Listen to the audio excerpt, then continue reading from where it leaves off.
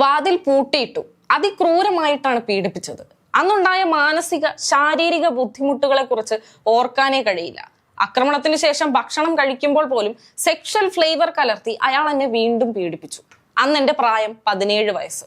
നടൻ സിദ്ദിഖിനെതിരെ നടി ആരോപിച്ച സംഭവത്തോടെ പ്രമുഖരുടെ മുഖം മൂടി ഓരോന്നായി അഴിഞ്ഞു വീഴുകയാണ്. ഇവിടെ നിൽക്കുന്നില്ല മാമുക്കോയ, സുധീഷ്, സംവിധായകൻ രഞ്ജിത്ത്, അങ്ങനെ പട്ടിക നീളുന്നു. ഇനിയും എത്ര പുറത്തു വരാനിരിക്കുന്നു. ചെയ്തു കൂട്ടിയതിനൊക്കെ കാലം നിങ്ങൾക്ക് കരുതി വെച്ചത് അനുഭവിച്ചു തീർക്കാതെ പോകാനാകില്ല. വിഗ്രഹങ്ങൾ ഉടയുന്നു, താരപ്രഭ കെട്ടുപോയിരിക്കുന്നു. ആരാധകരെ ഹരം കൊള്ളിക്കുന്ന ആക്ഷനും സംഭാഷണങ്ങളുമായി മലയാള പ്രേക്ഷകരുടെ മനം കവർന്ന താരങ്ങളുടെ ശോഭയെല്ലാം കെട്ടുപോയിരിക്കുന്നു. ഇത്ര നാളും കൊട്ടിയാടിയ വേഷങ്ങളൊക്കെ ഒരു രാത്രി ഇരുട്ടി വെളുപ്പിച്ചപ്പോഴേക്കും അഴിഞ്ഞു വീണു. പ്രതികരിക്കാൻ പോലും ആകാതെ പെട്ടുപോയ അവസ്ഥ. സദ്ഗുണ സമ്പന്നരായും രക്ഷകരുമായും സിനിമയിൽ നിറഞ്ഞാടിയ നടന്മാരും അത്തരം കഥാപാത്രങ്ങളെ അണിയറയിൽ ഒരുക്കിയവരുമൊക്കെ കുടുങ്ങി. ഇത്ര നാളും ആരാധനയോടെ കണ്ട മുഖങ്ങളെ അറപ്പോടെയും വെറുപ്പോടെയും കാണാൻ തുടങ്ങുകയാണ് കേരളം.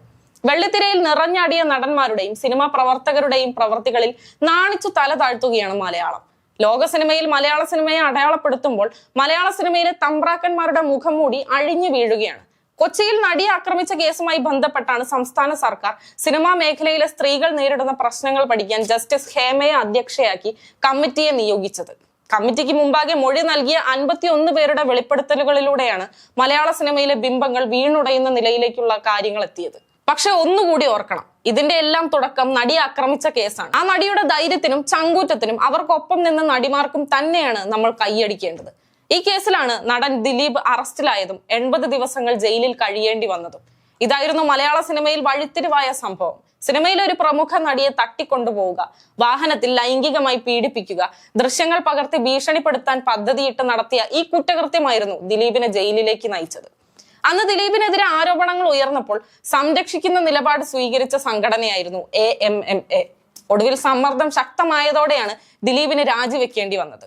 ദിലീപിനെതിരെ ആരോപണം ഉയർന്നപ്പോഴും കേസിൽ അറസ്റ്റിലായപ്പോഴും ശക്തമായി പിന്തുണച്ച 2 പേരാണ് നടൻ സിദ്ദിഖും സംവിധായകൻ രഞ്ജിത്തും.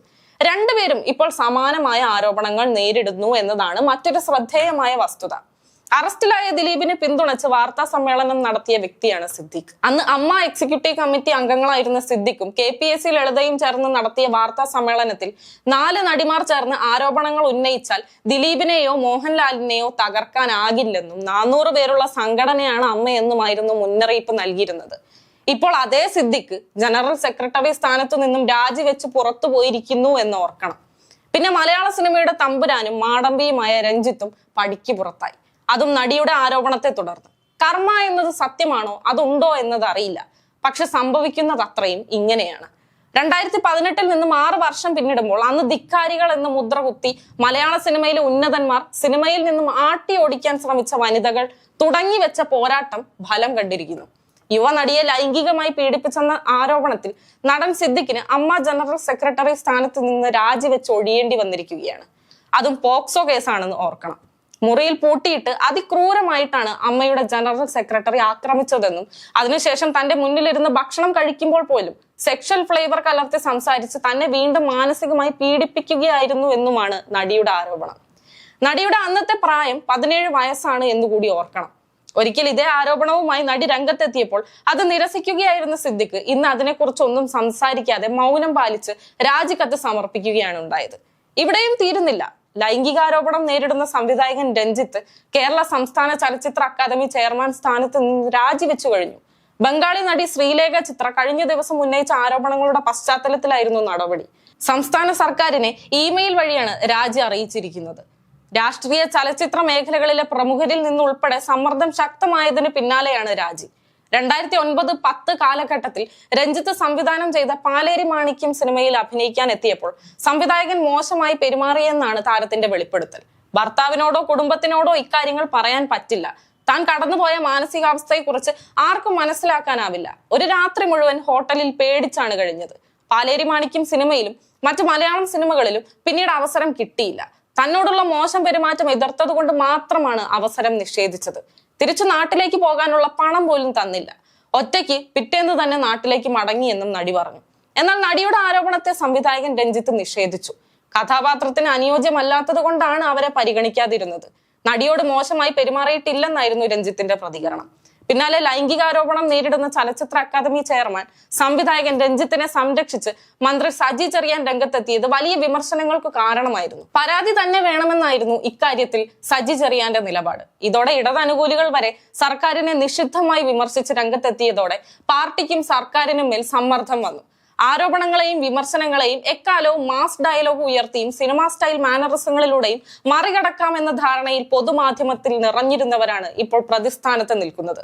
സ്വാധീന ശക്തി കൊണ്ടും സമ്മർദ്ദം ചെലുത്തിയും ഇരകളെ അപമാനിച്ചും നിശബ്ദരാക്കിയും എക്കാലവും മുന്നോട്ടു പോകാൻ ആർക്കും കഴിയില്ലെന്ന് തെളിയിക്കുന്നതാണ് ഇപ്പോഴത്തെ സംഭവങ്ങൾ.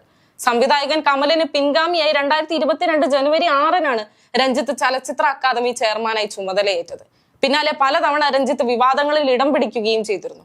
രഞ്ജിത്ത് നേതൃത്വം നൽകിയ 2 IFFK-യിലും ചലച്ചിത്ര അക്കാദമി ചെയർമാനെതിരെ കടുത്ത വിമർശനങ്ങൾ ഉയർന്നിരുന്നു. അദ്ദേഹം നേതൃത്വം നൽകിയ 2022 IFFK-യിൽ നടി ആക്രമിക്കപ്പെട്ട കേസിലെ അതിജീവിതയായിരുന്നു മുഖ്യാതിഥി. പോരാട്ടത്തിന്റെ പെൺ പ്രതീകം എന്ന അതിജീവിതയെ വിശേഷിപ്പിച്ച രഞ്ജിത്തിനെതിരെ അന്ന് വലിയ ആക്ഷേപങ്ങൾ ഉയർന്നിരുന്നു. കേസിലെ മുഖ്യപ്രതിയായ ദിലീപിനെ ആലുവ ജയിലിൽ സന്ദർശിച്ച രഞ്ജിത്തിന് ഇതൊക്കെ പറയാൻ എന്ത് യോഗ്യത എന്നായിരുന്നു അന്ന് ഉയർന്ന ചോദ്യം. 27ാം കേരള രാജ്യാന്തര ചലച്ചിത്രമേളയിൽ ലിജോ ജോസ് പെല്ലിശ്ശേരി സംവിധാനം ചെയ്ത നൻപകൽ നേരത്ത് മയക്കം എന്ന സിനിമയ്ക്ക് റിസർവ് ചെയ്തിട്ടും സീറ്റ് ലഭിക്കാത്തതും റിസർവേഷൻ ആപ്പിലെ അപാകതകൾക്കെതിരെയും വലിയ പ്രതിഷേധമുണ്ടായിരുന്നു. അതിന്റെ സമാപന വേദിയിൽ രഞ്ജിത്തിനെതിരെ കൂവി പ്രതിഷേധിച്ചവരെ അന്ന് നായ്ക്കളോടാണ് ചലച്ചിത്ര അക്കാദമി ചെയർമാൻ ഉപമിച്ചത്.